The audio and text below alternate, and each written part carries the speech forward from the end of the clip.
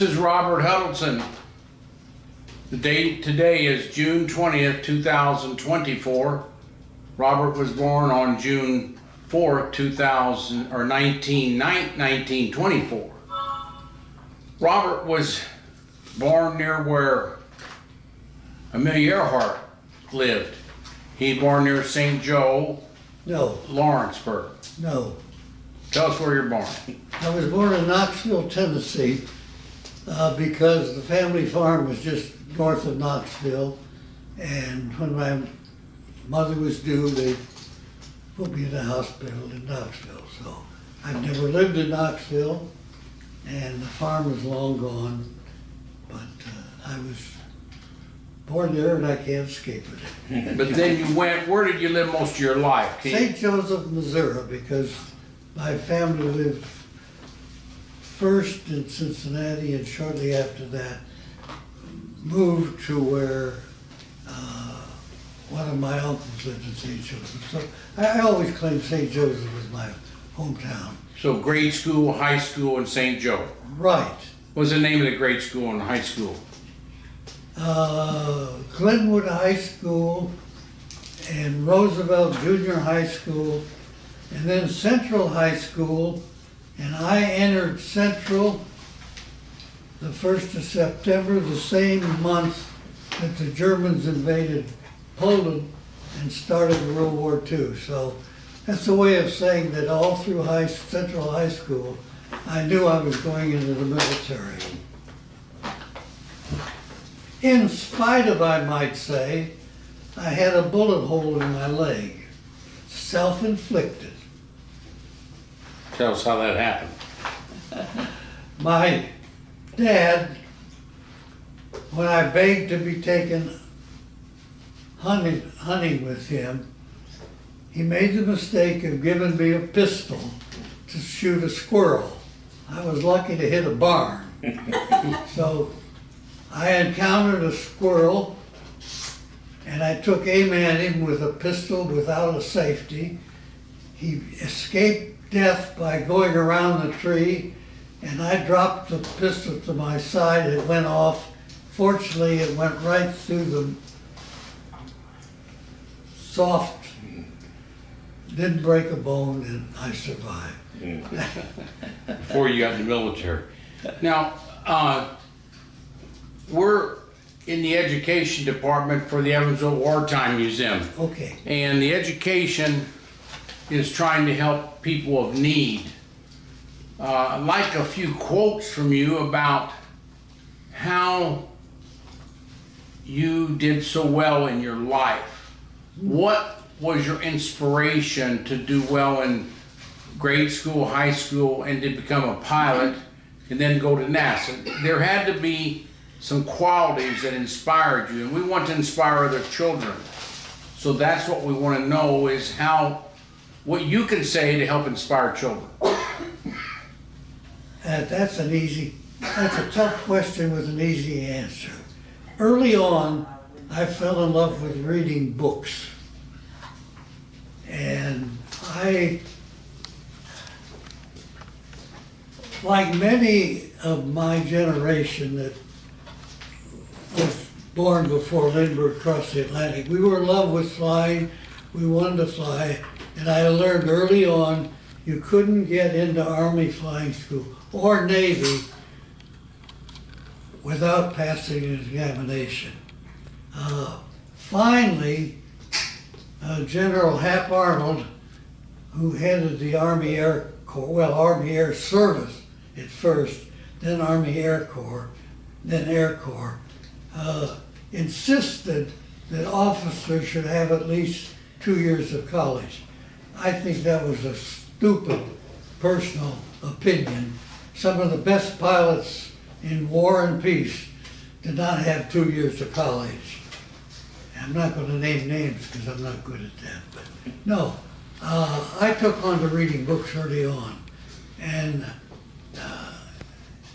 fortunately, I would never have gone to college if it wasn't for the GI Bill. So that was, to me, one of the most brilliant decisions made during the war, And they did it primarily, I'm sure, to get so many young men on the labor market at one time when the war ended.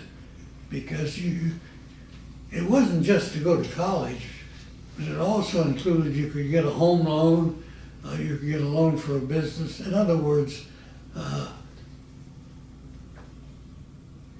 it's not a popular thing, but for once the American politicians used good sense. So one of the things you just said, Bob, was you like to read. How do we tell kids that that is so important in life? You love to read. Maybe some kids don't love to read, but you love to read what you like to read. If we pick books for them that they like, what is the hooker to help us stimulate children to read? Oh God, that's tough. You innately wanted to. You wanted to, and you thought it was. One thing I know that the best way to put it is in the form of I've been working on an essay about it titled "No Room of My Own." I used to go to the library because I didn't have a room of my own. I had no privacy, and I didn't always read good books. I like to read mysteries and westerns. My dad didn't read any books. So, if you talk to a professor, they'll tell you that's not literature. Of course it's not, but it's a book.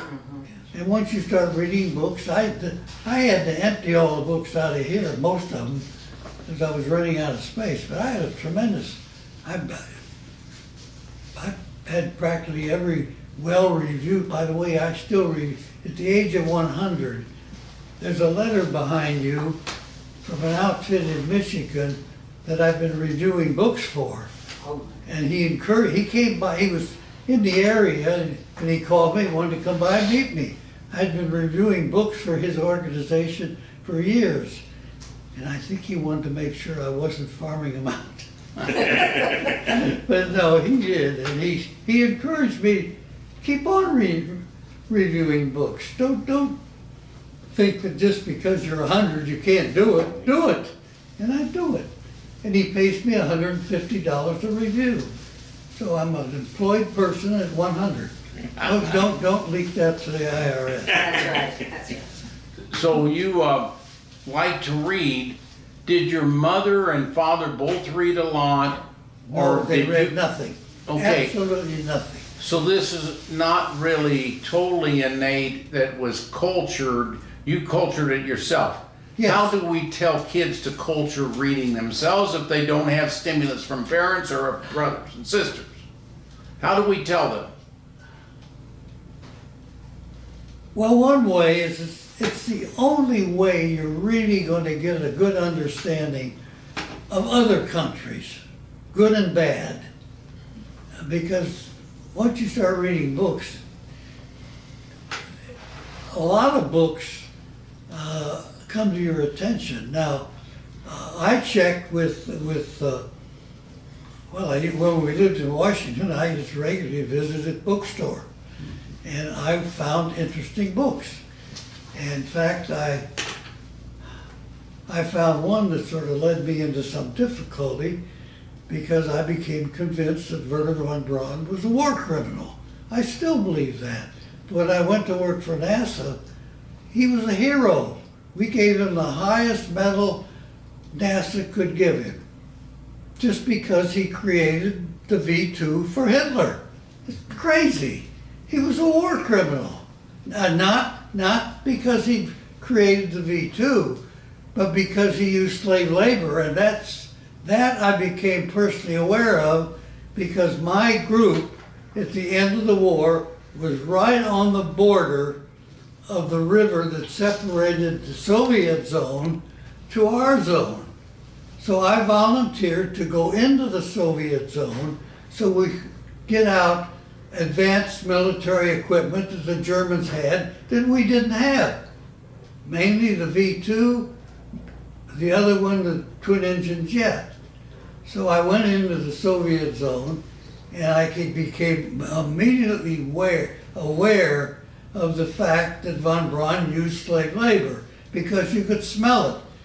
The Army Ordnance had got there first with a unit called the T-Force.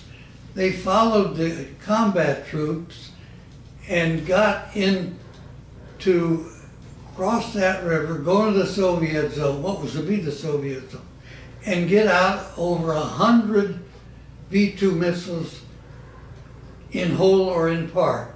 And by coincidence, in the 1950s, I connected with those V-2s at the White Sands Missile Range. And I met the two officers involved. One officer was ordered to get 100 V-2s in whole or in part and ship them back to White Sands. He did that. The other was ordered to gather up all of the German rocket experts. They were scientists and engineers and technicians, and ship them to White Sands Missile Range. So after the war and after college, by coincidence, I just wound up in New Mexico. Well, to give you, I had an accident and was stranded there with no money, so I stayed there and went to work at White Sands. And I met the officers that gathered them up, and I knew they were war criminals. They knew they were war criminals because that was easily recorded by the combat forces. But they were valuable, so what they did, they airbrushed where the investigators established von Braun as an ardent Nazi. They airbrushed it to read anti-Nazi. That's what we did to get the expertise. You can argue that it's good or bad. I say it's bad. I don't like him. Did you ever work with him personally? Oh, no. In fact, he left, he was, practically all of the German rocket experts that we brought back went to Huntsville. So by the time I got to White Sands, there were 2 or 3 mathematicians, something, but there weren't any real rocket scientists I could talk to. They wouldn't be honest anyway. Yeah. If you served Hitler, you lied about it. Yeah. Oh, we had to work for him. We didn't want to work for him. But they gave him a medal. They gave von Braun the highest award. I put that in one of my books. So happens, where is it? Bruce says it. It disappeared. This one? Oh, yeah. I had to write it as fiction because I couldn't get all the facts. But I wrote it as a play. And this is a play that involves the 2 officers that were ordered to collect V-2s and V-2 rocket experts. It's fiction, but it's true. That's interesting. That was one of the questions I was going to ask you about, so you answered it for me. Thank you. Tell us, then you got out of the military and you went to NASA. Can you tell us why you stayed with NASA and what you learned with NASA and what World War II helped you stimulate you to work at NASA? When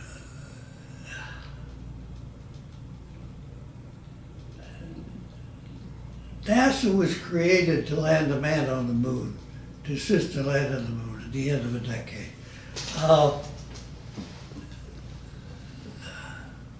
The Congress, in its wisdom, established the Goddard Space Flight Center outside Washington. Unfortunately, I later became employed at Goddard to recruit. The sad part was we had to violate the law to recruit the proper people. The unthinking legislatures established in the career civil service. You can't go out and get the right people following civil service rules. Under the civil service law, individuals going into the career service came under the jurisdiction of the civil service system. That's no way to run a program such as NASA. And we had to literally talk the right people into leaving their organization and taking less money to get into this program to land a man on the moon by the end of the decade.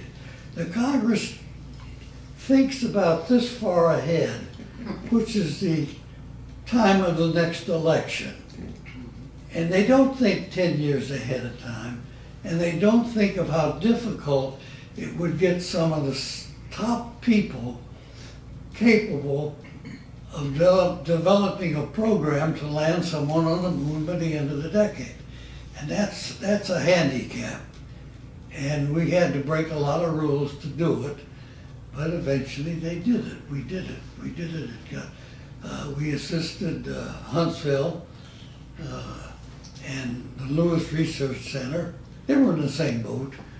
They were required to recruit people in a system that was better at recruiting janitors to clean government buildings. That's the point. How long were you involved with that, Bob? The development? From, oh boy, your dates are starting to say me. I was in NASA, well, would you excuse a little bad language? You just go right ahead.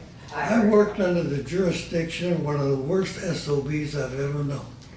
He was a sick man. And one way that he was sick, he was screwing government employees and using my apartment to do it in. I'm being awful honest at age 100. When your boss comes down and says, hey Bob, I got to give a speech this afternoon. You mind if I clean up in your apartment? No, of course not. Here's the key. So I left, well, I went to headquarters first. He was out of town once. He would never let me leave. He would have dirty mouthed me. Because the basic question when you're trying to recruit someone, would you rehire them? And he would have said no. He wasn't any good. So I knew he had me by the what. But he was on a trip. Fortunately, when I was offered a job at headquarters, and the director, Harry Gett, approved my going to headquarters, so he couldn't do anything about it. So I got away from it.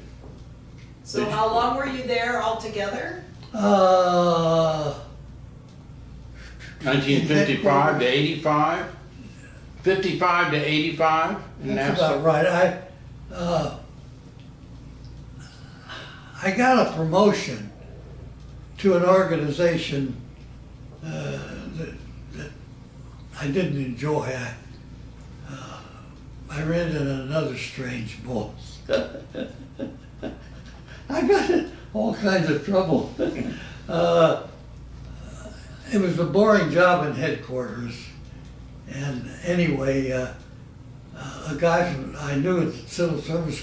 See, once you compete for a government career job, you don't have to compete anymore. That gets you into the career service, and from then on, every other was called non-career. And then you could just, if they liked you, they hired you. So I got a call from headquarters. There's a vacancy in the General Services Administration. General Services Administration? What the hell's that? And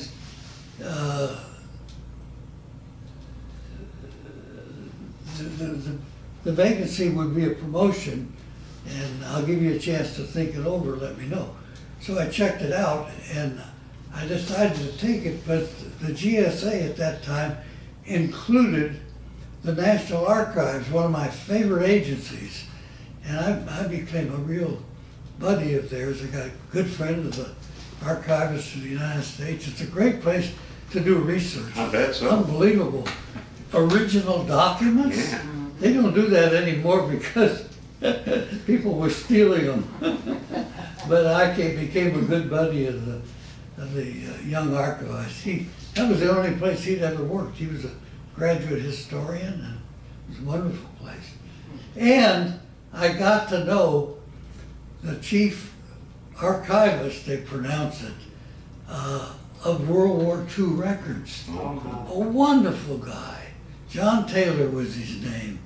And he had been there, and if anybody that published a book had to go talk to John, a book on World War II, had to go talk to John Taylor, because he had up here a lot of information besides pulling out all the records.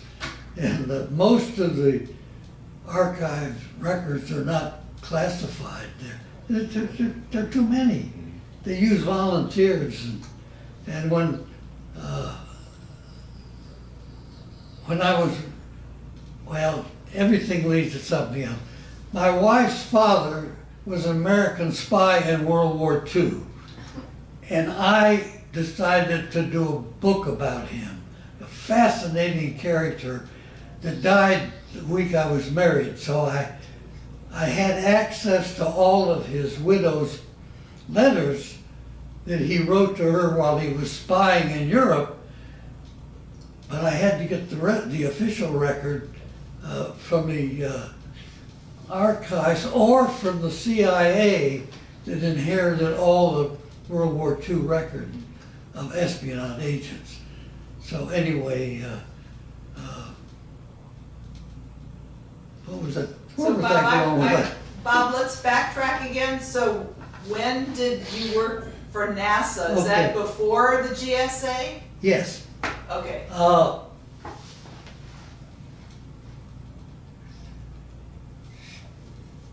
I usually can remember names, but they're starting to slip. Maybe there's something happens when you turn 100. They turn switch.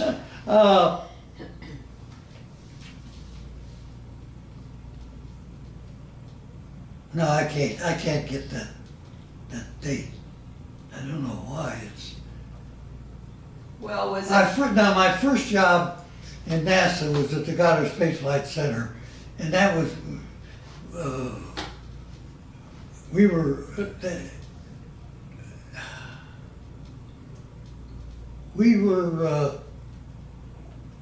doing a lot of recruiting, and we had to build up the agency. It was new. It inherited personnel from a small agency called the National Aeronautics Agency. In other words, it was focused on aircraft. They did a lot of research. They owned the government's wind tunnels. So they did a lot of testing for aeronautical companies. And that, in fact, was the main job before NASA, before Goddard came into existence. And then, of course,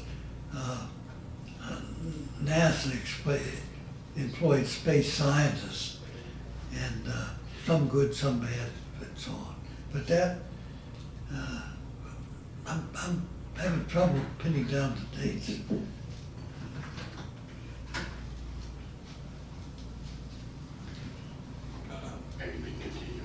Yeah, he just finished with NASA.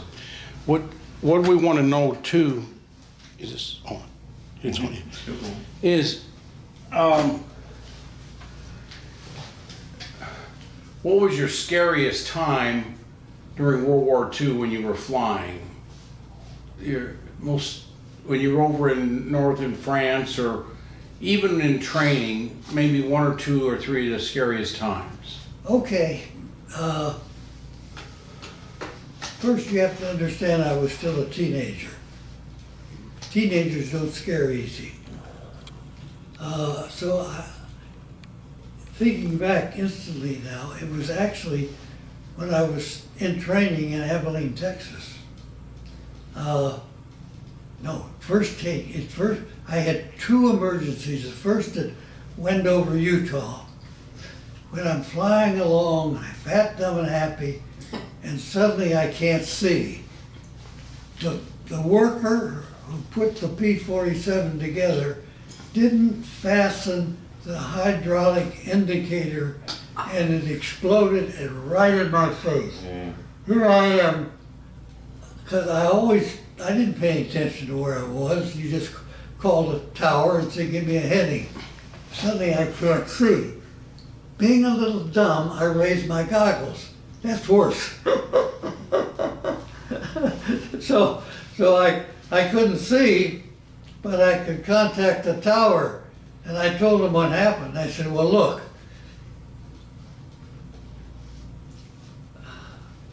if you can see enough to land, which you have to, come in with a power landing, and fortunately at window we had 10,000 feet.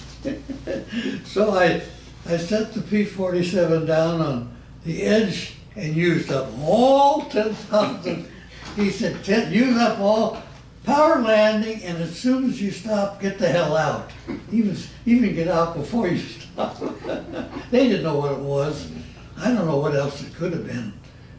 But anyway, I got out, and the flight surgeon, great guy, was waiting for me, and he knew what it was, and he cleaned out my eyes and monitored me for several days after that, and I was okay. So that, when you can't see, Yeah. that's tough. The other time, when they moved me and my fellow pilots out of Wendover to make room for the Enola Gay, because they had 10,000 feet, I wound up, we were split up, but I wound up in Abilene, and there my emergency was my generator went out. Now remember, I'm a teenage pilot, and we never owned a car, so I said, what's a generator? Hey, we still had generators in those days. So anyway, I looked out there and I spotted out in nowhere in West Texas. West Texas. I spotted this landing strip, and so I buzzed it, came around, landed, and I told the tower, of course, what my power was. So it was the generator went out, and now wait a minute, that's not right. I lost my radio. Wouldn't I have lost my radio without? Apparently not. No, I couldn't contact the tower when I spotted that field, so I let them know I had trouble.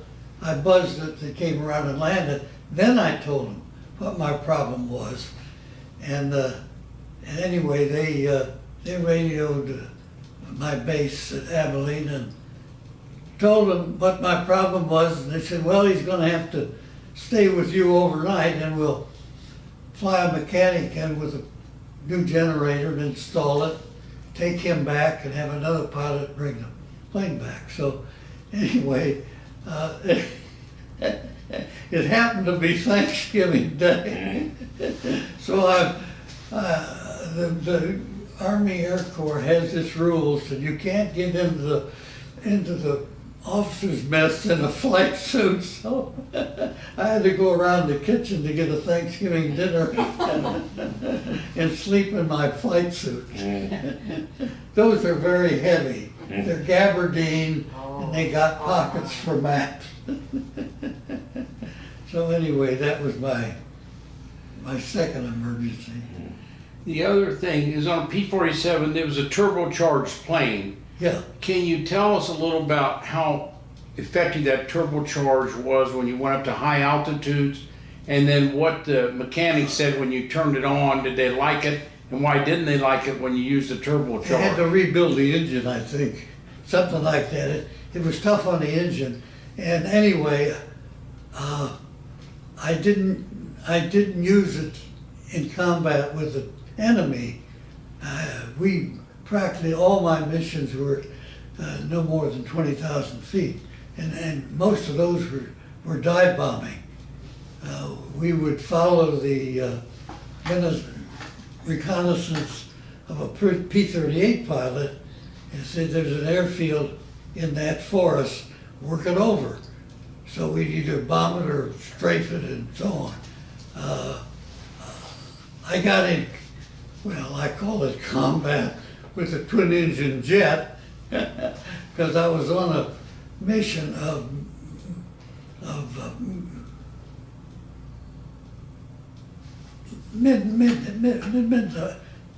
B-26s, what do you call them? Medium Yeah, and Avenger. they were attacked by two twin engine jets. And I remember I was a wing leader, and my element leader dived on one, and about the time he got within range, that just went zoop. And I came along to get the other one, and you know, it doesn't climb too fast. So he didn't pay any attention to me till I did manage to move up to where I was trying to get within range. And in fact, I knew he was gonna spot me sooner, so I fired early and they just, bullets went like this. And then he did spot me and he went, oop, he's gone. So we were no match for a jet. That was the 262 German jet. Yeah, that was there was no single engine yet. There was the rocket plane, and that was even worse. But those got up, they could fire a little bit, and then they had to skid land. So anyway, that was my only air combat. When you used a turbocharged, did you ever use it in practice? Yeah. When you practiced? No, But no, I only used it once, and I used it when I felt that flak coming up behind me, and I wanted out of there, and the crew chief didn't like use. Apparently, they had to do a lot of work on the engine after you had used it, but it got me away from the flak anyway. How easy was it for you to taxi a P-47 because you couldn't see over the dashboard? Can you tell us how you did that? I always, in the wintertime, I felt a lot of empathy for the poor crewmen that would be on that wing. Always someone on the wing because you were blinded and you had to taxi out. So he would ride the wing out and keep me from bumping into anything, and then walk home. I never heard that. I didn't know that. When did you dream to be a pilot? At what age? That's a very interesting question because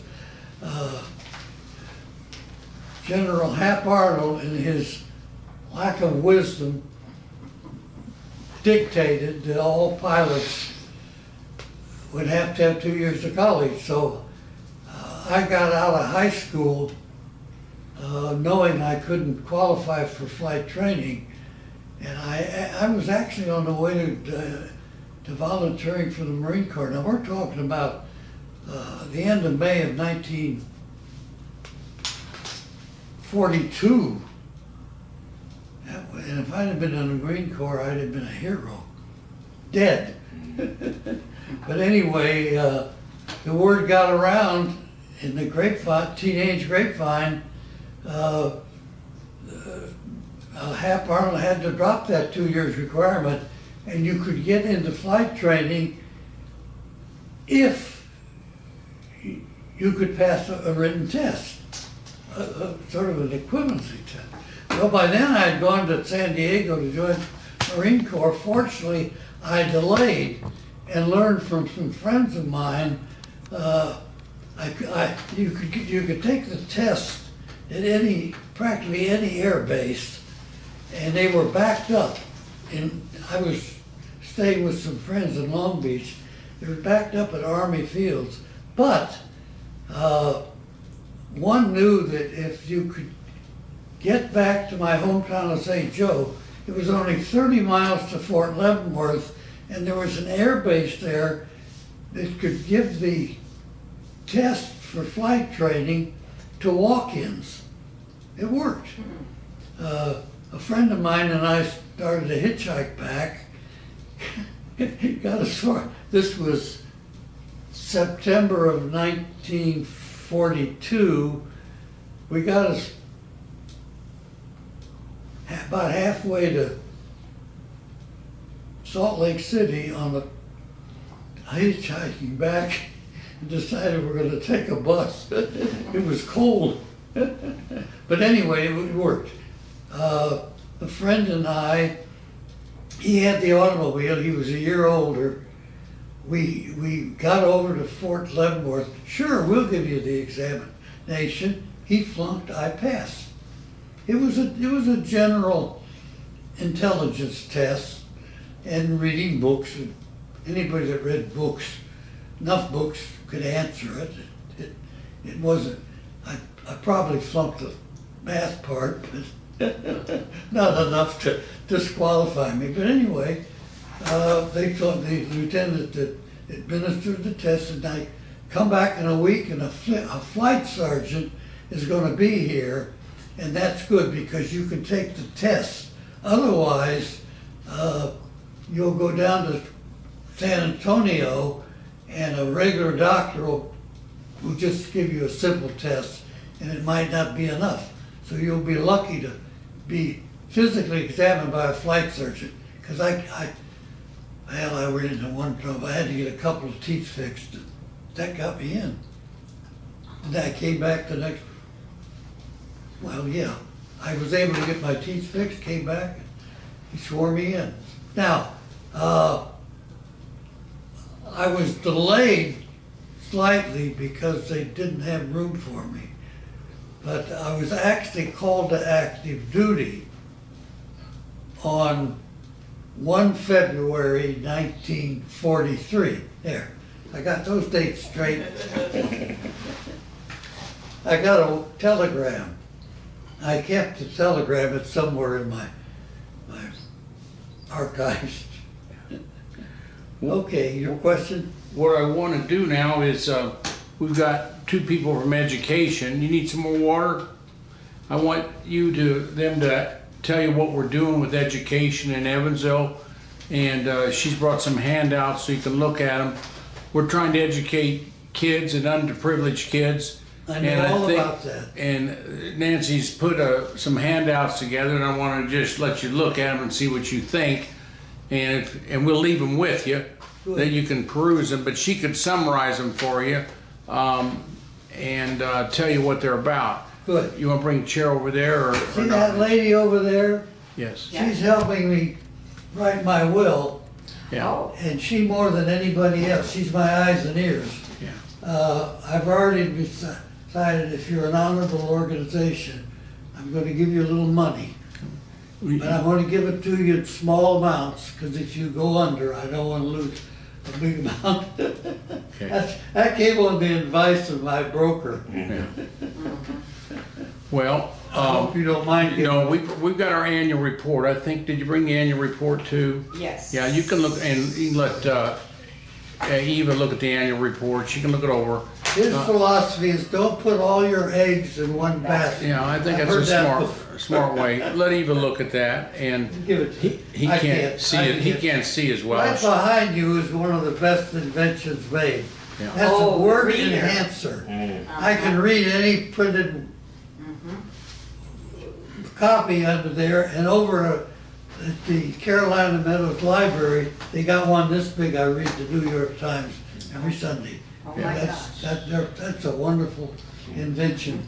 Do you think we need to put it on, Eva, so you can see a couple things, or you can do it at a later time? Oh, I'll do it later. 'Cause- Yeah, he'll read the whole thing cover to cover. Yeah. Okay. Yeah. We've already decided that Why don't you your summarize? goal is good. Summarize But things there. It's a difficult goal trying to get your teenager. Yeah. Why don't you put it in front of him and then go over a I few wanted of to them? share this with you. We had I can't. a group from Tennessee. They're called the Borderless Arts Group. They're adults with very much handicapped. One of them is a Navy veteran, and she has severe brain damage, but she was part of the group.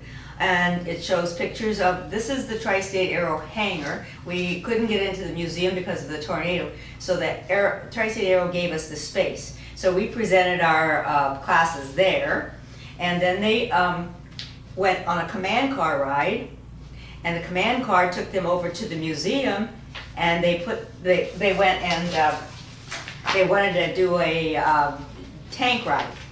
They'd already signed up for the tank, and so it was hot that day, but there's a guy, one of the students, or one of the young people that's just stuck his head out, and this is the tank ride that they did, and this is part of the classes that we did. We had a dog come in. He is Crypto, the dog that works at the Evansville airport. Here's one of the things that the riveter lady, not the riveter, the welder lady used, is they put those things on. And again, this is one of the gentlemen that was a Vietnam veteran, and he talked to the people about his story and his Now, life. where do you find these? They contacted us. They called us last year. I can't read it. Okay. Let me have it. They called last year, made a reservation. Lori Kissinger was from Evansville, and she works with these students in Tennessee, and she knew that the 80th anniversary of the war of Normandy was coming up, and so they prepared themselves to study about World War II. They found out that the museum had a mission for that, and then they went to Belgium. They took the whole group to Belgium. They presented the hierarchy over there with a poppy, a stained glass poppy piece. They had a pillow that they put together. They had a quilt that they put together. They were just amazing people. Well, number one, I was born in Knoxville, although I never lived there. And secondly, I gave my uniform to my base in Belgium. Oh, It's now encased in oh my. well, they had to add pants, but you could find khaki pants, but they had my blouse, it had my decorations, and I also had the Belgian four-legged Oh, yeah. rope on it. And I told them that they sent me a photograph, and it looks good in this glass case, and I told them that in the not too distant future, I'll send to my mummy. You caught that fast. Okay, and this, we really work hard at trying to get our young people to understand I know. the museum. So this is the latest presentation that we're doing, a PowerPoint. These are some of the pictures, and this will show up really well under your reader. But the kids don't know much, so it's like talking Greek. Here is one of the. Okay, I'll just leave that alone, and I'll put that over there under your reader. Well, I want you to know, I spoke to 2 high school classes at Chapel Hill High School, to a class that had asked to learn more about World War II.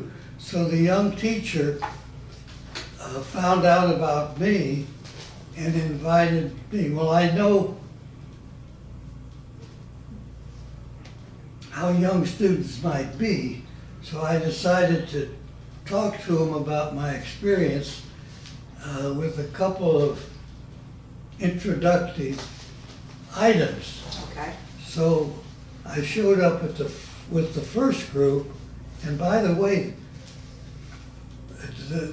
the group was bisexual. Is that a good word to use? The girls were more interested. Oh, really? Were more prone to ask questions. Than the boys. I think the boys were afraid of being judged uninformed or something. But I showed up the first time, both times wearing my flight jacket. I can't remember what we did with that. You gave it to John Haynes. Oh, damn it. He's off He's somewhere in with, Alaska or something. he goes to exotic places. He might be in the Antarctica. Oh, yeah, that's But anyway, I showed up in my flight jacket.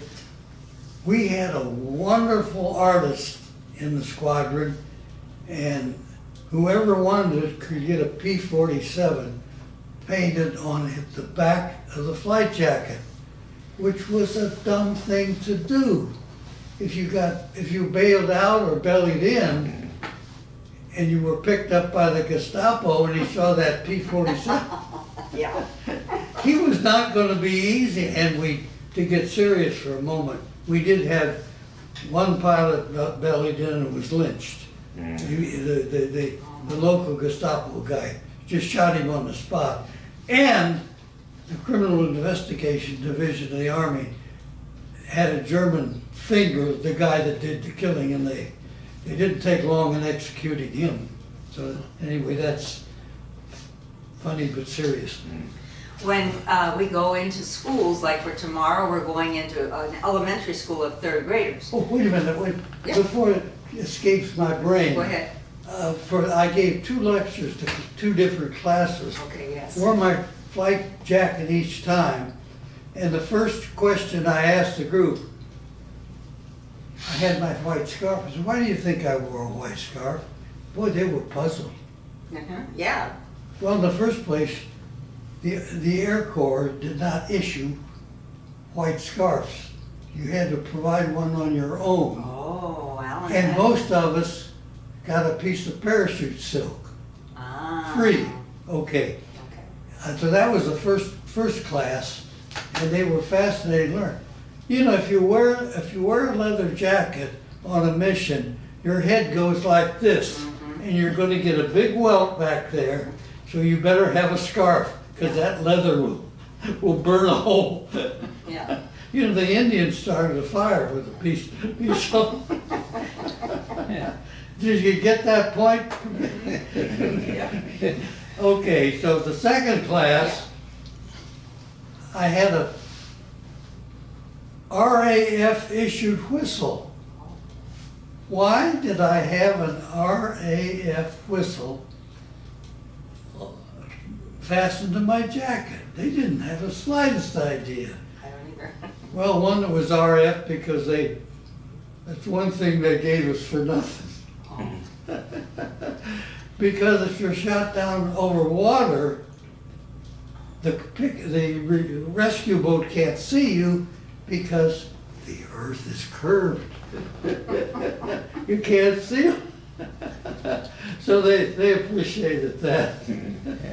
Okay. Now What see- level was it at? High school? Oh, yeah. Okay. Yeah, and it was interesting. I've never been that, I was asked 2 classes, never again. I think that little teacher moved on, but she really enjoyed having me there. Yes. And my approach. Yes, that's right, yes. The thing that I want to go back to reading, when we have students that are very opposed to reading because they'd rather watch their cell phone or whatever you call it. Fortunately, I didn't have that. That's right. So is there a way that you're thinking maybe now we can kind of come in the back door? Do you have any thoughts about that? Because I know that people around here probably talk about that. It gets.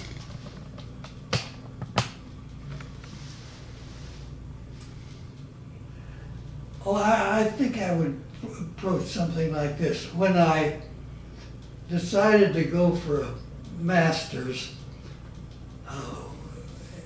way after I had a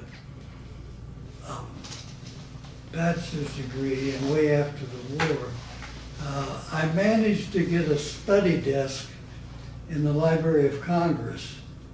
And that's where once you have a study desk, you learn a lot about books you didn't know anything about, because you have access to wander through the stacks, because they're in the section dealing with World War II, for example, and learn about books you didn't know about that contain some wonderful information that makes your knowledge much greater. So if you're interested in the air war in World War II, if you can get a study desk, you got it made in any library, because you could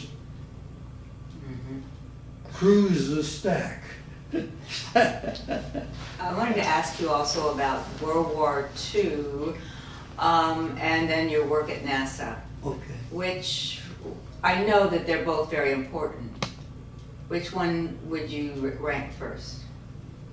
Oh, as to my experience, oh, World War II, of course. You can't read. NASA has a lot of good and bad in it, and World War II is what it is, and a lot of young people today don't understand how bad the Germans were, I know. and you better learn about it, because there are other nations that have a lot of bad people in charge, and there's a very good possibility this may be one of them. We talked about your scariest moment. What's the thing that really says, this was just the most absolutely beautiful thing I've ever experienced? Married to your wife. Oh. I know what you should tell him about, because whenever there's a cloudy day, he reminisces about flying through clouds. All different types of clouds and visibility and. That came up because I remember specifically where and what aircraft I was in.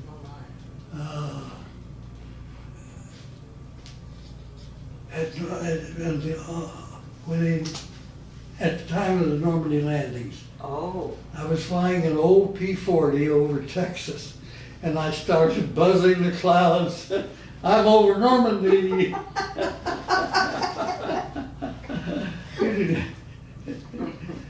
Oh, the other half of the question was scariest. Well, you mentioned your scariest Oh earlier. boy, Happiest. turn off your hearing aid. The answer to that is when I was married at age 50.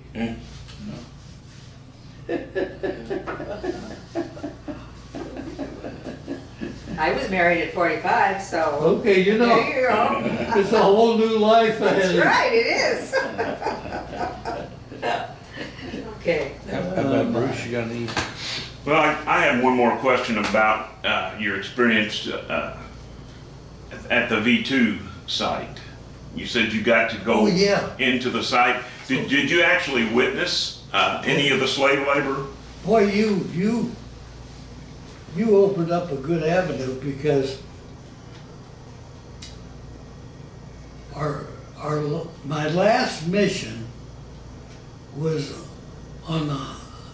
over the highways leading out of Prague, where the Soviets were fighting an SS division. And man, that was a bloody fight, because the Soviet forces included Czech resistance fighters. And if they could capture any of the officers of that SS division, they were summarily executed. Well, we were there to prevent the Germans bringing up reinforcements against the Soviets, but they didn't have any reinforcements. What was coming out of the highway in Prague was high-level Nazis, because they knew if they were captured, that were the end. So on my last mission over that highway, we understood that there was no German reinforcements, so we knew that those vehicles coming out probably held high-level Nazis. And I got credit for destroying a large white enclosed-in vehicle. Sounds like a big station wagon. Well, that couldn't have been driven by any Indian, it was got a big chief in there. And I destroyed that, and to this day, I think I got one big golly, and I wrote a book about it. Where is it? I mean, it had to be a high level. The American pilot. This, No, it's No. on the top shelf of the bookshelf, inside there, Satan's Henchman. Yeah, Yeah, take that with you. Now, that had to be Yeah, it's in there fiction, somewhere. because I couldn't prove it.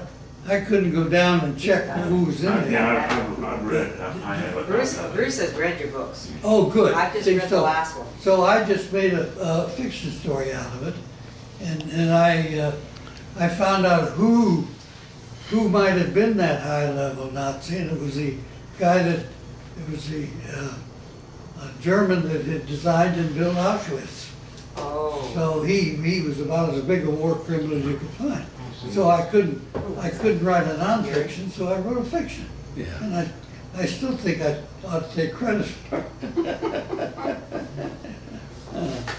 Well, this has been a great evening, and Bob, you're probably the last, but Bruce has corrected me, you're the last of 2 P-47 pilots alive. There's one living in I sort of Pittsburgh. figure that, Probably none others are alive, so, and we have a P-47 in our museum, and we're probably the #1 place in the country commemorating P-47s, and we're bringing it to life because we made 6,200 in our city. So just talking to you has just been a refreshing evening.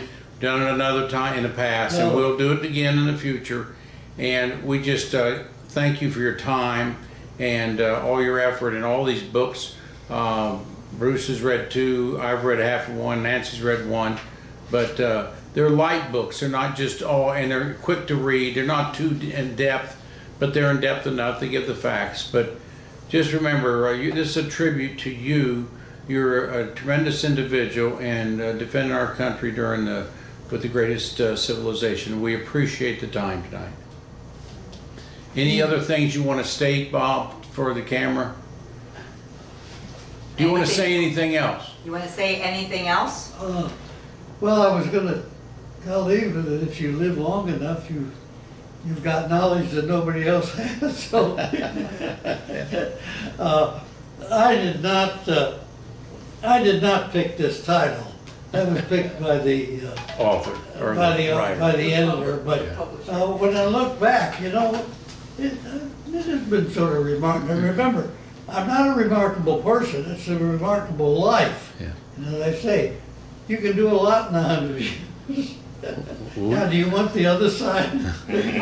We met Joe, and Joe Reese is a tremendous guy. He was at our museum, and he's the I've one known who got him us. since he was, well, early, I knew his sister. We lived in the same apartment building. We became very good friends, and I've kept in touch with him over the years. Well, if it wouldn't have been for him, we'd never been here. But we'll try to come back again. But we got a